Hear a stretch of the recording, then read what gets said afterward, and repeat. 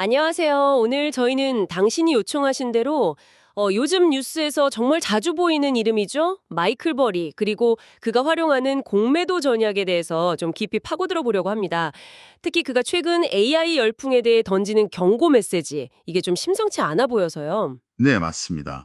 저희 앞에는 지금 마이클 버리의 최근 분석과 발언들, 그리고 또 그에 대한 시장 반응을 다룬 여러 자료들이 이렇게 놓여 있습니다. 이걸 바탕으로 언뜻 복잡해 보일 수 있는 금융 이야기하고 한 유명 투자자의 생각을 명쾌하게 한번 엮어보겠습니다. 단순히 뭐 정보 나열이 아니라 이 정보가 당신에게 어떤 의미가 있을지 함께 탐색해보는 시간이 될 겁니다. 맞습니다. 오늘 목표는 딱 두 가지로 볼 수 있겠는데요. 첫째는 공매도라는 개념, 이걸 좀 확실하게 이해하는 거고요. 둘째는 영화 빅쇼트의 실제 주인공이잖아요, 마이클 벌이. 이 사람이 어떤 인물이고 왜 지금 그가 AI 기술주, 특히 빅테크 기업들의 회계 방식에 뭐랄까 의문을 제기하는지 그 핵심을 파악하는 겁니다. 그의 경고가 그냥 단순한 예측을 넘어서 현재 시장을 이해하는 데 중요한 단서가 될 수 있을지 한번 같이 따져보시죠. 좋습니다. 그럼 먼저 마이클 버리, 이 인물부터 좀 더 알아볼까요? 빅쇼트 영화 보셨다면 그 크리스천 베일이 연기했던 약간은 괴짜 같으면서도 통찰력 있는 그 인물 다들 기억하실 텐데요. 실제로는 어떤 사람인가요? 네, 영화 속 모습하고 크게 다르진 않습니다. 그 원래는 의사 출신 투자자인데요. 2008년 미국 서브프라임 모기지 사태, 그러니까 주택시장 붕괴를 남들보다 훨씬 먼저 예측했죠. 그래서 시장 전체와 반대로 베팅해서 어마어마한 수익을 올린 걸로 아주 유명해졌습니다. 그가 운영하는 헤지펀드가 바로 사이언 에셋 매니지먼트고요. 그의 명성은 단순히 운이 좋았다기보다는 방대한 데이터를 분석해서 남들이 그냥 지나치는 어떤 시스템적 위험 이런 걸 찾아내고요. 모두가 아니다라고 할 때도 과감하게 자기 분석을 믿고 행동하는 능력, 여기서 비롯됐다고 봐야죠. 그래서 그 사람 말 한마디 한마디에 시장이 주목하는 겁니다. 그렇군요. 남들이 못 보는 걸 보고 역으로 투자하는 그야말로 역발상 투자의 대가라고 할 수 있겠네요. 그가 유명해진 계기 중 하나가 바로 공매도 전략인데 사실 이 용어는 뉴스에 자주 나오지만 정확히 뭘 의미하는지 좀 헷갈릴 때가 많아요. 쉽게 설명해 주실 수 있을까요? 그럼요. 아주 간단하게 말하면요. 주식 같은 자산의 가격이 내려갈 것 같다 이렇게 예상하고 거기에 돈을 거는 투자 방식입니다. 보통은 가격이 오를 거라고 생각하고 사잖아요. 이건 완전히 반대인 거죠. 내려가는 것에 베팅한다. 좀 더 구체적으로는 어떻게 하는 건가요? 그게 궁금한데요. 기본적인 원리는 이렇습니다. 예를 들어서 A라는 주식이 지금 10만 원이에요. 근데 당신은 이게 곧 8만 원으로 떨어질 것 같아요. 그럼 일단 이 주식을 가진 사람, 주로 증권사겠죠? 여기서 A 주식 1주를 빌립니다. 아, 빌리는군요. 네, 빌려서 바로 시장에 10만 원에 팔아요. 그럼 당신 수중에 10만 원이 생기죠. 그렇죠? 며칠 뒤에 예상대로 주가가 8만 원으로 떨어졌어요. 그럼 당신은 시장에서 A 주식 1주를 8만 원에 다시 삽니다. 싸게 사는 거죠. 네. 그리고 이걸 원래 빌렸던 사람에게 갚는 겁니다. 그럼 결과적으로 당신은 10만 원 벌었다가 8만 원 썼으니까 2만 원의 차익을 얻게 되는 거죠. 물론 수수료나 이자 같은 건 빼고요. 아하, 빌려서 팔고 싸게 사서 갚는다. 네, 이제 확실히 이해가 되네요. 가격 하락에서 수익을 내는 전략이군요. 맞습니다. 마이클 버리가 2018년 금융위기 때 바로 그 주택 저당증권, MBS라고 하죠. 그 부실을 예측하고 여기에 공매도 성격의 투자를 해서 큰 돈을 번 거고요. 자료를 보면 그가 최근에도 특정 기술 기업들의 주가 하락에 베팅하는 풋옵션을 사들이는 방식으로 이 공매도 전략을 다시 활용하고 있다는 걸 알 수 있습니다. 풋옵션이요? 네, 풋옵션은 특정 가격의 주식을 팔 수 있는 권리인데요. 주가가 그 가격 밑으로 떨어지면 이 권리의 가치가 올라가서 이익을 보는 구조거든요. 그래서 공매도랑 비슷한 효과를 내는 거죠. 그렇다면 버리가 지금 2008년처럼 뭔가 큰 문제가 있다고 보고 공매도에 나섰다는 건데 그가 구체적으로 경고하는 대상은 무엇인가요? 바로 현재 시장을 아주 뜨겁게 달구고 있는 인공지능, AI 관련 기술 기업들입니다. 버리는 현재 AI 분야에 상당한 거품이 끼어 있다 이렇게 보고 있고요. 특히 그가 주목하는 건 단순히 주가가 너무 높다 이런 차원을 넘어서요. 이들 기업, 특히 구글, 아마존, 마이크로소프트, 메타 같은 거대 클라우드 기업들 있지 않습니까? 소위 하이퍼스케일러라고 불리는 이 기업들의 회계 처리 방식에 문제가 있다는 점입니다. 회계 처리 방식이요? 이거 좀 더 파고들어 볼 만한데요. 어떤 부분을 문제 삼고 있는 건가요? 구체적으로? 핵심은 이들 기업이 데이터 센터를 운영하는 데 필요한 서버나 네트워크 장비 같은 자산의 내용 연수를 너무 길게 잡고 있다는 겁니다. 내용 연수라는 게 회계상으로 그 자산을 사용할 수 있다고 보는 기간을 말하는 건데요. 내용 연수. 그러니까 장비를 몇 년 동안 쓸 수 있느냐, 뭐 이걸 정하는 거군요. 네, 그쵸. 그런데 예를 들어 구글, 그러니까 알파벳이죠. 그리고 마이크로소프트, MS는 서버하고 네트워크 장비 내용 연수를 2020년에는 3년으로 봤거든요. 근데 올해는 이걸 6년으로 늘렸습니다. 2배로요? 네. 메타도 3년에서 5년 6개월로 늘렸고요. 아마존도 5년에서 6년으로 늘리는 뭐 그런 추세입니다. 장비를 더 오래 쓴다는 거는 뭐 기술이 좋아져서 내구성이 향상됐거나 아니면 효율적으로 사용한다 이런 의미일 수도 있지 않나요? 그게 왜 문제가 되는 거죠? 얼핏 들으면 그냥 회계상의 조정 같은데요. 바로 그 지점입니다. 그게 벌이가 파고드는 부분인데요. 회계적으로 내용 연수가 길어지면 매년 비용으로 처리해야 하는 감가상각비라는 게 줄어드는 효과가 나타납니다. 감가상각비는 자산의 가치가 시간이 지남에 따라 감소하는 걸 비용으로 반영하는 건데요. 감가상각비? 그것도 예를 들어 설명해 주실 수 있을까요? 좀 어렵네요. 네, 예를 들어 1,200만 원짜리 서버 장비를 샀다고 해보죠. 만약 내용 연수를 3년으로 잡으면 매년 400만 원씩, 그러니까 1,200만 원 나누기 3년이죠. 이걸 비용으로 처리해야 합니다. 그런데 내용 연수를 6년으로 늘리면 매년 200만 원씩, 1,200만 원 나누기 6년이죠. 이것만 비용으로 처리하면 되는 거예요. 즉, 매년 비용이 200만 원 줄어드는 거죠. 비용이 줄어드니까 장부상으로는 이익이 더 커 보이는 효과가 나타나는 겁니다. 와, 그렇군요. 내용 연수를 늘리는 것만으로도 장부상 이익이 확 늘어나는 거네요. 그렇죠. 벌이는 바로 이 점을 지적하면서 이게 이익을 인위적으로 부풀리는 현대사회에서 가장 흔한 회계 부정수법 중 하나다라고까지 아주 강하게 비판하고 있습니다. 그는 이런 방식으로 5개 주요 빅테크 기업, 그러니까 알파벳, 아마존, 오라클, MS, 메타 이 기업들이 2026년에서 2028년 사이에 감가상각비를 무려 1,760억 달러, 우리 돈으로 환산하면 약 250조 원 이상 과소계상하게 될 거다 이렇게 추산했습니다. 250조 원이요? 그게 잠재적으로 부풀려진 이익일 수 있다니 정말 엄청난 규모인데요. 만약 벌이의 주장이 맞다면 그 파급 효과는 어느 정도일까요? 시장에 미치는 영향 같은 거요? 상당할 수 있습니다. 영국 바클레이스 은행 분석에 따르면요. 만약 이 기업들이 내용 연수를 다시 3년으로 되돌린다 이러면 알파벳, 메타, 아마존의 주당 순이익, EPS라고 하죠. 이게 당장 5%에서 10% 정도 감소할 수 있다고 합니다. 더 나아가서 이코노미스트지는 이 기준을 5개 기업 전체에 적용하고 또 AI 관련 서버가 이들 자산의 절반을 차지한다고 가정할 경우에 연간 세전이익이 약 260억 달러, 우리 돈으로 한 38조 원 정도 감소하고요. 이게 기업 가치, 즉 시가총액으로는 최대 7,800억 달러, 우리 돈으로 1,100조 원 이상 감소할 수 있다는 분석까지 내놨습니다. 물론 가정에 기반한 추정이긴 합니다만 그만큼 잠재적 충격이 클 수 있다는 의미죠. 1,100조 원. 와, 정말 상상하기 힘든 액수네요. 근데 기업들이 내용 연수를 늘리는 것 자체를 벌이는 왜 그렇게 부적절하다고 보는 걸까요? 앞서 잠깐 얘기했지만 기술이 발전해서 장비를 더 오래 쓸 수도 있는 거 아닌가요? 역설적으로 바로 그 기술 발전 속도 때문에 문제가 있다는 것이 벌이의 핵심 주장입니다. 특히 AI 모델 학습과 추론의 핵심적인 역할을 하는 GPU, 그래픽 처리 장치죠. 이 GPU의 발전 속도가 정말 무서울 정도로 빨라지고 있기 때문입니다. GPU 발전 속도요? 그 엔비디아. 네, GPU 분야의 선두주자인 엔비디아가 지난해 이전에는 보통 1년 반에서 2년 걸리던 최신 GPU 개발 주기를 1년으로 단축하겠다고 발표했어요. 실제로 블랙웰 칩 다음에 블랙웰 울트라가 나오고 내년에는 루빈, 그 다음엔 루빈 울트라, 파이맨 이런 식으로 거의 매년 엄청난 성능 향상을 이룬 신제품들이 막 쏟아져 나올 예정입니다. 이야, 정말 눈 깜짝할 사이에 신기술이 나오는군요. 그렇죠. 이렇게 빠르게 성능 좋은 칩이 계속 나오면 기업들은 경쟁에서 뒤처지지 않으려면 최신 장부로 계속 업그레이드를 해야 할 가능성이 높잖아요. 네, 그럴 수밖에 없겠네요. 즉, 기존 장비는 기술적으로 더 빨리 구식이 되어버리는 거죠. 그런데 회계장부상으로는 이 장비를 6년 동안 쓸 거라고 딱 기록해놓고 감가상각비를 적게 잡는 건 현실과 너무 동떨어진다는 것이 벌이의 지적입니다.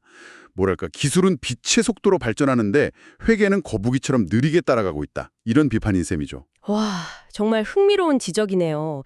기술 발전 속도랑 회계 처리 속도의 불일치. 이게 기업 이익을 왜곡할 수 있다는 거군요. 이런 분석을 바탕으로 벌이가 실제로 공매도에 나섰다는 거죠? 그냥 말로만 한 게 아니고. 네, 그렇습니다. 그의 말은 단순한 경고에 그치지 않았습니다. 지난 9월 말 기준으로 미국 증권거래위원회 SEC에 제출된 13F 보고서라는 것이 있어요. 이게 일정 규모 이상의 자산을 운용하는 기관 투자자들이 분기마다 어떤 주식을 얼마나 보유하고 있는지 보고하는 서류인데요. 그 데이터 분석 기업으로 유명하죠, 팔란티어. 이 팔란티어 주식 500만 주에 대한 풋옵션을 보유하고 있었습니다. 이 풋옵션에 행사될 경우에 명목가치, 노셔널 밸류라고 하는데 이게 무려 9억 1,200만 달러, 우리 돈으로 1조 2천억 원이 넘는 규모였습니다. 1조 원이 넘어요. 네. 또한 AI 붐의 최대 수혜주로 꼽히는 엔비디아 주식 변망주에 대한 풋옵션도 가지고 있었는데요. 이것도 명목가치로 1억 8,700만 달러, 약 2,700억 원에 달했습니다. 풋옵션은 아까 설명했듯이 주가가 하락해야 이익을 보는 상품이니까 명백히 이 두 기업의 주가 하락에 상당히 큰 규모로 베팅을 한 겁니다. 1조 원이 넘는 규모로 팔란티어 주가 하락에 베팅했다니 정말 과감하네요. 그런데 벌이의 이런 주장에 대해서 빅테크 기업들은 가만히 있지는 않을 것 같은데요. 당연히 반론도 있지 않나요? 물론입니다.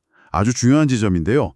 빅테크 기업들하고 일부 분석가들은 벌이의 주장이 좀 지나치게 단순하다, 이렇게 반박합니다.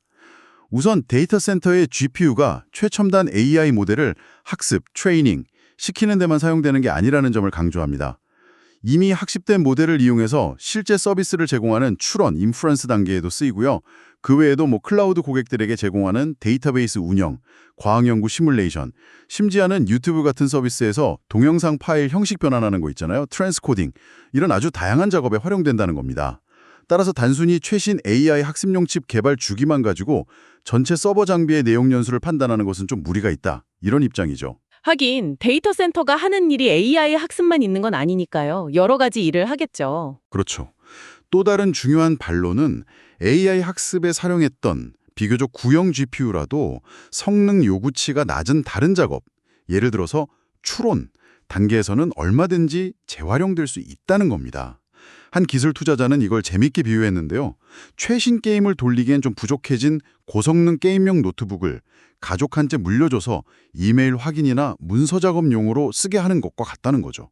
오, 그 비유는 확 와닿는데요. 이해가 잘 되네요. 실제로 오픈 AI의 최고 재무 책임자 CFO도 비슷한 이야기를 했습니다. 물론 우리는 항상 최첨단 칩을 원한다. 하지만 현실적으로 컴퓨팅 자원은 한정되어 있기 때문에 한 6, 7년 된 엔비디아의 A1 같은 구형 칩들도 여전히 사용하고 있다고요. 이런 관점에서 보면 기업들이 내용 연수를 5년이나 6년으로 설정하는 것이 아주 터무니없는 결정은 아닐 수 있다. 이런 반박입니다. 그렇군요. 벌이의 주장도 상당히 일리가 있지만 또 빅테크 기업들의 반론도 들어보니 상당히 설득력이 있네요. 양측의 주장이 아주 팽팽하게 맞서는 상황이군요. 근데 이 문제 때문에 벌이가 공개적으로 설전을 벌이기도 했다면서요. 팔란티어 CEO와의 이야기가 자료에 있던데요. 네, 이 부분이 또 아주 흥미로운데요. 벌이의 13F 보고서가 공개되면서 팔란티어에 대한 대규모 풋옵션 보유 사실이 알려지니까 팔란티어 주가가 잠시 출렁했습니다. 그러자 팔란티어의 CEO인 알렉스 카프가 미국의 경제방송 CNBC와 인터뷰에서 아주 격한 반응을 보였어요. 그는 벌이의 공매도 베팅을 겨냥해서 정신 나간 짓, 배쉿 크레이지라고 아주 원색적으로 비난했습니다. 와, CEO가 직접 나서서 정신 나간 짓이라고까지 표현하다니 정말 이례적인데요. 대단하네요. 판 데이터를 이해하고 활용하도록 돕는 자신들의 핵심 기술, 온톨로지 소프트웨어의 경쟁력을 강조했습니다.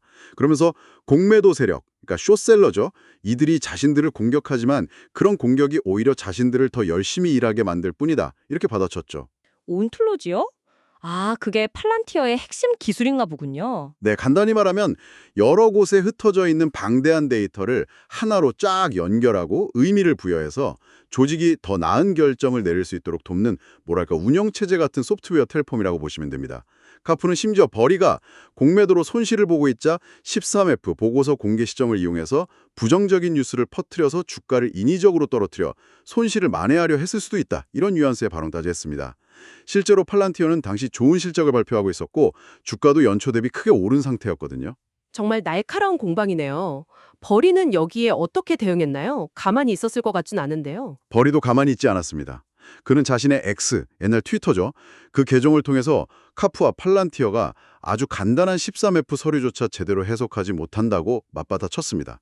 그러면서 좀 철학적인 용어를 동원해서 어떤 엄밀한 존재론적 이식론적 모델이든 그게 철학이든 데이터 과학이든 기본적인 원칙은 당신이 가진 정보가 타당한 결론을 내리기에 불충분할 때를 아는 것이다. 라면서 카푸가 불충분한 정보, 그러니까 13F는 특정 시점의 스냅샷일 뿐이라는 점이죠. 이걸 가지고 성급한 결론, 예를 들어 버리가 손실을 보고 있다는 추측 같은 거, 이런 걸 내렸다고 비판했습니다. 이야, 정말 한치의 양보도 없는 혈전이네요. 그야말로 말싸움인데요. 그런데 자료를 보면 좀 의아한 부분이 있어요. 버리가 이렇게 강하게 AI 회계 문제를 지적하고 실제로 공매도 포지션까지 잡았는데 정작 이 포지션을 계속 유지하고 있는지는 불확실하다고요? 이게 무슨 말이죠? 네, 그 점이 이 이야기의 또 다른 흥미로운 반전입니다. 뭐랄까, 반전이 계속 있죠. 아까 말씀드린 13F 보고서는 9월 30일 기준으로 작성된 것이고 실제 대중에게 공개된 것은 11월 중순이었습니다. 그러니까 약 6주 정도의 시차가 있는 거죠. 그 사이에 버리는 얼마든지 자신의 포트폴리오를 바꿀 수 있습니다. 아, 그럴 수 있겠네요. 실제로 버리는 13F 보고서가 공개된 바로 다음 날 X에 아주 암호 같은 메시지를 올렸습니다. 가짜뉴스, 내 키는 5피트 6인치가 아니다. Fake news, I am not 5'6" 라는 내용이었는데요. 네. 키 얘기요, 갑자기? 이게 언뜻 보면 자신의 실제 키에 대한 농담 같지만 금융시장에서는 short라는 단어가 키가 작은이라는 의미 말고도 공매도 포지션을 의미하기도 하거든요. 아, short, 네. 그래서 많은 사람들이 이걸 버리가 더 이상 short 포지션, 즉 공매도 포지션을 가지고 있지 않다는 중의적인 메시지로 해석했습니다. 와, 정말 교묘한 메시지네요. 그럼 9월 말 이후에 이미 팔란티어나 엔비디아 풋옵션을 다 팔아버렸을 수도 있다 이런 거군요. 그럴 가능성이 상당히 높다고 시장에서는 보고 있습니다. 버리는 워낙 예측 불가능한 행보를 보이는 인물이기도 하고요. 13F는 과거의 기록일 뿐이니까 현재 상황을 말해주지는 않거든요. 자, 그럼 오늘 저희가 깊이 파고든 내용들을 한번 정리해 볼 시간이네요.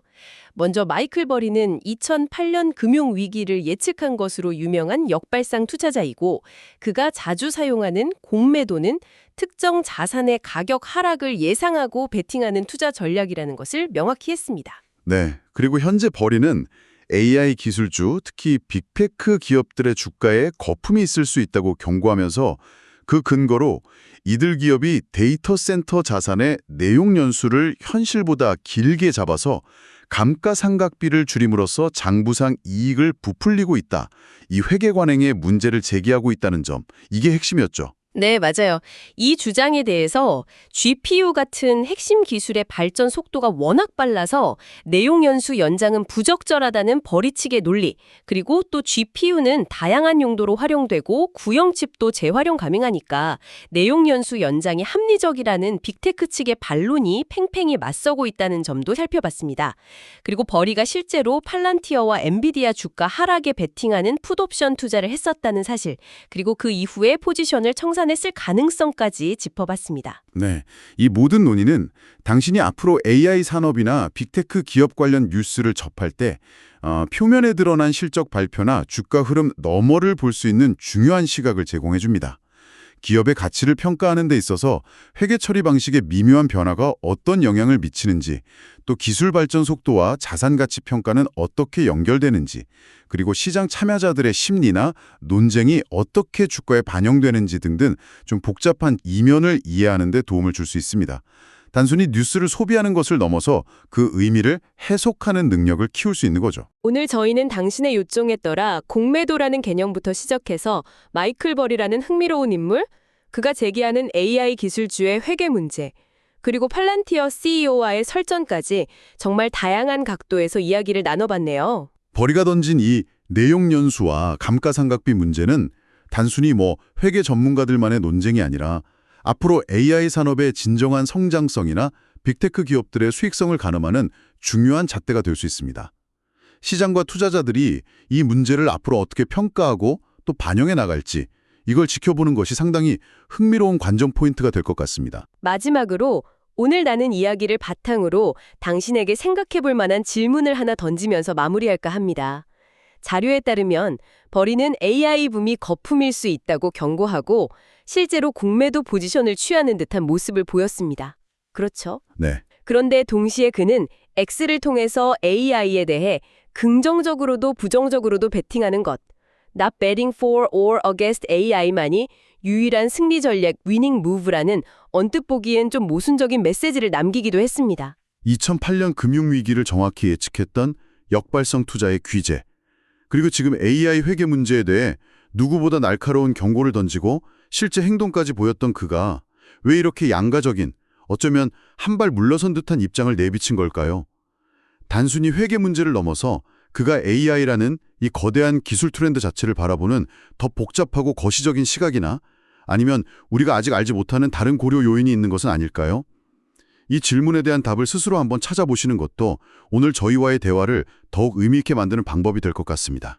다음에 더 흥미로운 분석으로 찾아뵙겠습니다.